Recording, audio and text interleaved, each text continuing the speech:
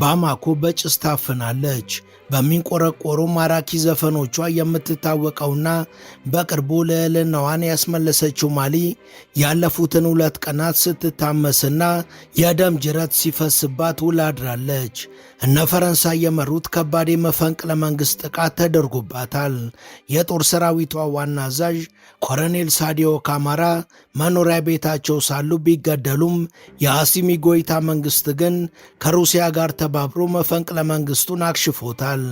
በስፍራው የሚንቀሳቀሱት እነ ፈረንሳይ የቀለብ፣ የትጥቅ፣ የሎጂስቲክና የገንዘብ ድጋፍ የሚያደርጉላቸው አሸባሪዎች በኒጀር ወንዝ በኩል ሰርገው በመግባት ባማኮን ሲያምሱ አምሽተዋል።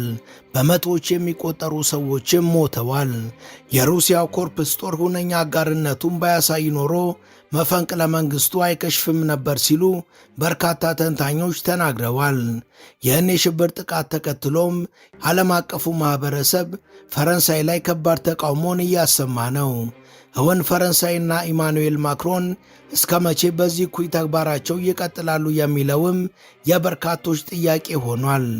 ይህ የመፈንቅለ መንግሥት ጥቃትም ለኒጀሩ መሪ አብዱራህማን ቲያኒና ለቡርኪናው መሪ ኢብራሂም ትራኦሬ ትልቅ የማንቂያ ደውል ይሆናል ተብሏል። Former enemies in Mali, including an Al-Qaeda-linked group, joined forces to target military sites. The defense minister has been killed. Russian mercenaries backing the government have come under attack.